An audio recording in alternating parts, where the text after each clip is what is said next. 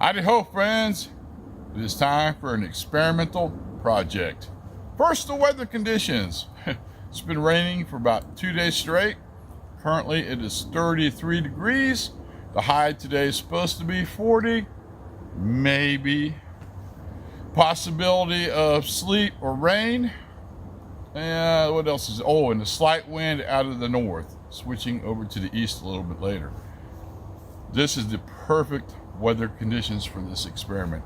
If you do recall in my last video about the emergency bag I keep in the mountain air that has all the items in there, such as the shipping blankets and my wool blanket, and there was 3 items that I thought to myself would make an excellent shelter system. Let's get them out real quick. You know it's going to get serious when I break out the blue bag. Oh, my Lanta.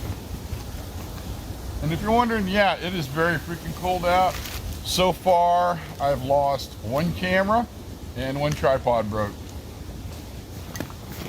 And I've only been out here about an hour and a half. First, I gotta dig all the crap out of here. Oh, and if you're wondering if I have ice in my cooler in the winter, no. I use the cooler to keep the water from freezing. Totally opposite. Okay, everything I need should be here in the bottom of this bag.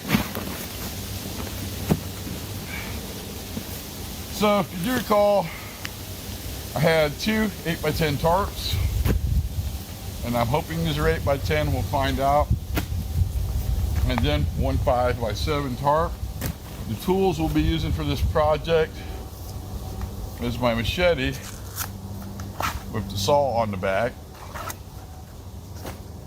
bank line, which I put into my kit that was suggested by a friend of the channel, and I broke out one of my very old school blades, which I'll show you here in a little bit. The goal is to build a shelter in this weather conditions. It's got to be freestanding. I can't cut down any live trees, and I want to see how long it's going to take me to do that. So that means things are going to be a little different. We're going to have to do a hyperlapse instead of me showing you how I cut everything down, tie it up and all that, because I can't get my correct judgment of time when I do that. At the end of the video, then we'll go into what I've done. And plus, how many times can you see me cut a tree in half or tie something up? I got to decide where I want to put my hyperlapse camera. I'm thinking to get the best angle, probably over there. So, let's get started.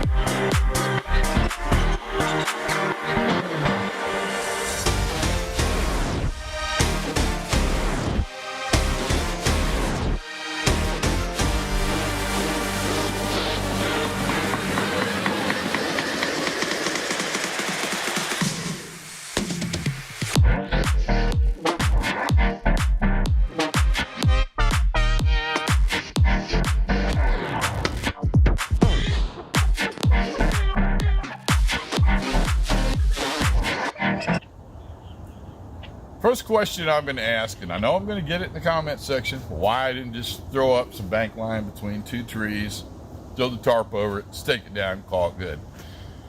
That defeats the purpose of a self-standing shelter. Okay, it took us 1 hour and 22 minutes to build. Way too long in my book. We should have been able to do this in about 30 to 40 minutes. Why it took so long is because we were using deadfall. I didn't want to cut down no live trees for an experiment, but there are several trees over to my right that would have been perfect for this job. They were small enough, strong enough, and long enough where I could have got all the poles out of this, but once again, there's no need to cut down any live trees. I'm not in danger. I learned quite a bit. First, bank line sucks to work with when your fingers are frozen. I would suggest going to either some 550 or polycord. Might be great in the summertime, not so much in the winter. Another thing is using that machete over yonder with the saw built into it. It's kind of a pain in the butt. Actually, the machete is becoming loose. It needs to be tightened, which is kind of dangerous. Two, the saw, I miss my bow saw. What can I say? It worked. It worked in a pinch. The machete portion of it, perfect. Okay, let's go inside and take a look and see what we got. First, let's take a look at the frame.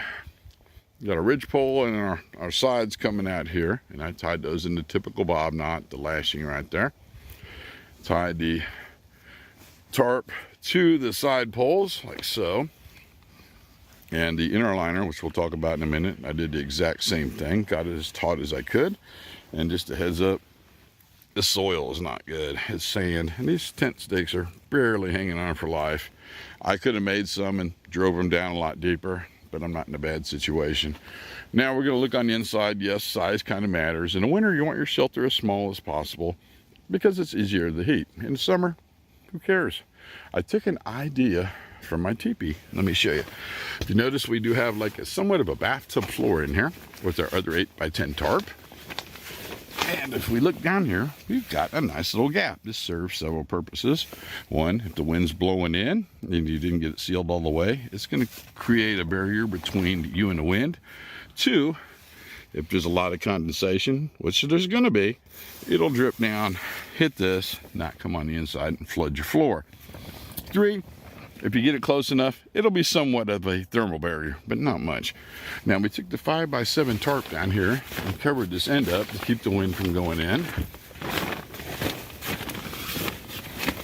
That is the purpose of the cross section. And if it gets too bad, we just flip this up there, tie it off. But you still remember, you need to keep your airflow no matter what.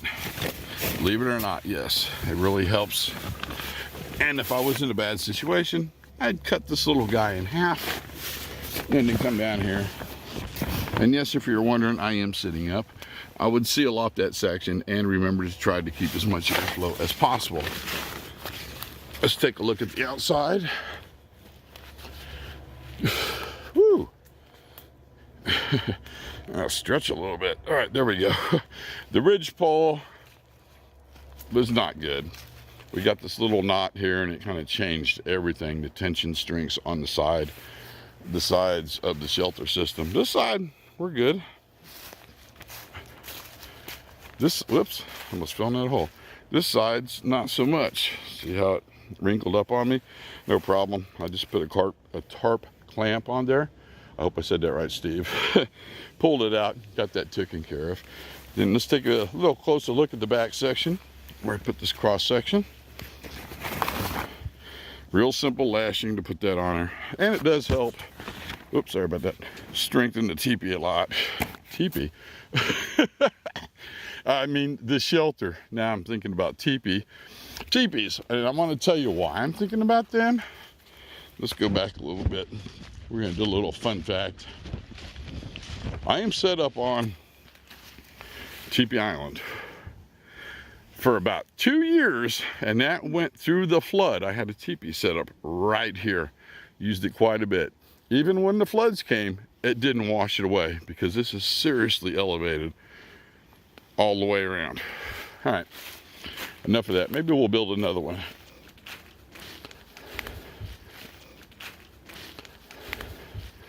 Yeah, I'm really happy with that.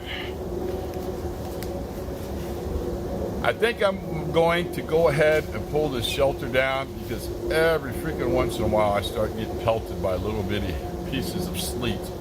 So it's probably gonna rain or sleet here before long, and I really don't feel like putting these tarps away in a sleet storm or rain.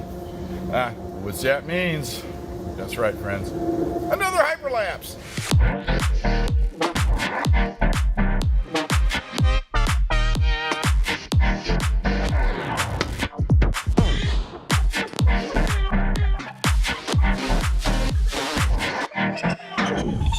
That didn't take very long at all, friends. Took less time to tear it down than to set it up. One thing, I know these are cheap tarps. You can buy them just about anywhere. They run from $11 to $15, but I do like to take care of them. So what I'm going to do is take them home, even though they're a little damp, not too bad. I'm just going to lay them out in the shop and dry them out, then refold them and then put them back in the black bag and put it back in the mountain air, just to get as much life out of them as possible. Because, man, things are getting pretty freaking expensive right now. All right, so that's been a look at my little experiment, how long it would take to build an emergency shelter. It took a lot longer than expected, but I learned quite a bit from it. Now, if I was building it out of some fresh green trees, we probably could have got that put together in less than 40 minutes or so. But I see no reason to cut anything down when we got all these resources right here. Plus, I don't want to piss the wood spirits off because they do allow me to come out here and do this without harassing me too much. But that could be another video. All right, friends, what did you think? What would you do different? Would you do it the same? Have you built one yourself? In fact, if you have built one yourself, you're more than welcome to upload the pictures to my Facebook page. My plan now is, very important, don't forget to pack your trash out. All the man-made materials I used are in this Ziploc, and they're going with me, and I will double-check the area before I leave. I just had to throw that in there. Sorry, I almost forgot. Just wanted to mention it. I know you probably already know, but there's some people that don't. Okay, my plans for today is I'm going to make my first batch of double hot chocolate, sit back, probably enjoy that sunset. Comments are more than welcome, and like always, friends, thanks for watching. See you in the next one.